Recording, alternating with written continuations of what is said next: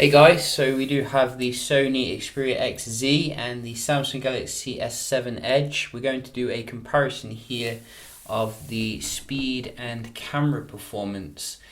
Can Sony's latest phone knock off Samsung from the top of the podium? We're going to check it out here. So far I've been very impressed with the XZ. It feels like the most refined Sony phone ever released. And you know, I am very hypercritical now. My rose tinted glasses have worn off. So we wanted to see the actual performance here against the Exynos S7 Edge, which is considered to be, you know, a boss here still. Samsung's best phone, I think, here that you can buy. Going to try and avoid any Note 7 kind of jokes in this video. But obviously it is lingering in the back of Samsung kind of camp here. So you can see the XC still a little bit slow when it comes to the actual boot up, which is typical Sony. But how is the fingerprint scanner? We have set that up here. We're going to have a look to see how it works. So let's 3, 2, 1, go.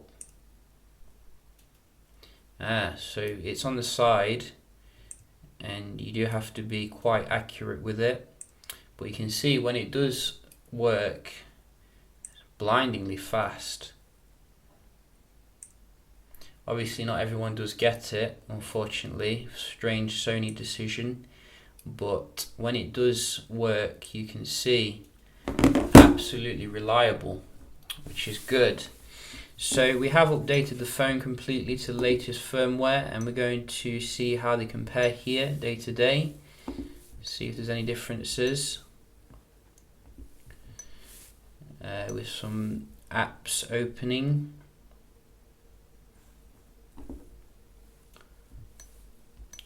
And some tests have already been done and they show like oh dear, how am I going to avoid the Note 7 jokes when it's in my face? So a few of these are going to the S7 Edge, some of them are going to the XZ. Camera on the S7 Edge there. What about the gallery? Again, quite fast on the right. Maybe the left there. We have music. Whoa. So this is a very fast Sony handset. You know, it is only coming with 3 gigs of RAM. Do you remember that? Quicker on the game. And we do have something else. Gangstar 4. Wow, straight in there on the Sony. Sony. Very nice. Most Snapdragon devices struggle against, you know, the Exynos beast here.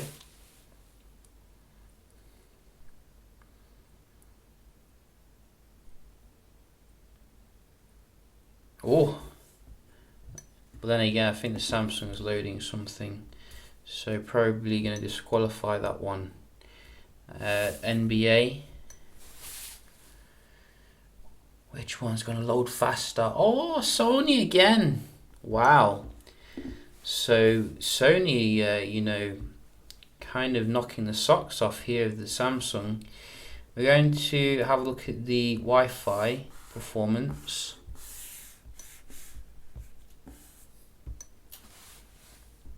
So you can see both of them are on the same infrastructure. Start with the S7 Edge. Oh, this guy's work cut out for it, Sony. You have got your work cut out for you. I mean, look at that. That is beastly. And what's this? Wow, something weird going on in the background. and it's still beastly. Let me just get rid of this. It's not going away, is it? There we go. So even though it was like downloading that, I think I'm just going to run that again, just for fairness. You know, we want to be fair here, because it's getting slower now. That doesn't make any sense. So we'll stick with the first score, because the first score was quite good. Score was what was it again? 199. Beast. Come on, Sony, we've got faith in you. Oh, wow. Oh, 197. So that was just behind the... In fact, no, it wasn't. It was ahead. What am I on about behind? 197. That's 190. Well, well, well. And better for the upload. Very nice. Yes, get in there, Sony. So we're going to move on now to some web browsing. So let's try BBC. Go. Oh, Sony again. I saw Sony load a bit faster there. And again. GSM Arena.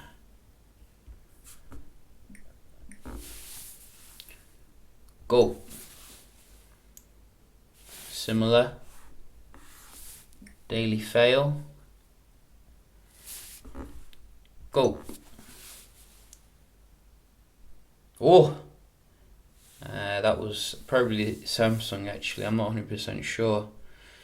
I think that was Samsung. You can see the pictures loading a little bit faster here, but as you can see, very nice and quick to zoom in and stuff. Samsung again. One more, Decider, Phone Arena. Go. Identical. Faster here, clicking the link. So a little bit back and forth here for the web browsing, but the Sony certainly kept up, and that is the main thing. So we're going to have a look at the multitasking here. So this is 3 gigs of RAM versus 4 gigs of RAM. And what do we have here? We have some reloading on the XZ. It's not what I want to see. A lot of reloading here. Oh dear. Maybe because it is early software. Very aggressive memory management. That is hilarious. Zeusk. Yeah, you can see Sony not very good here, I'm afraid, when it comes to the multitasking. Oh dear. And I'm sure the last Sony was fantastic when it came to the multitasking, like the X Premium, etc. Sorry, the Z5 Premium, what am I on about? See if they held the game in memory. No. Sony, what you're doing? You're letting us down at the end. Now we do have Gangstar 4. Oh, straight back in there. Very good. Should have been like that for every single one of them. NBA. Reload again. Samsung is the winner when it comes to the multitasking. Why did you only go for 3 gigs of RAM, Sony? That was a bit of a fail. But so how can we recap here? Speed, very similar. Wi-Fi, Sony. Browsing, very similar, like back and forth. But the multitasking, definite improvement needed with the XZ. We're going to have a look at the camera now as well, because a lot of people do like to see, you know, if Sony can finally get it right here.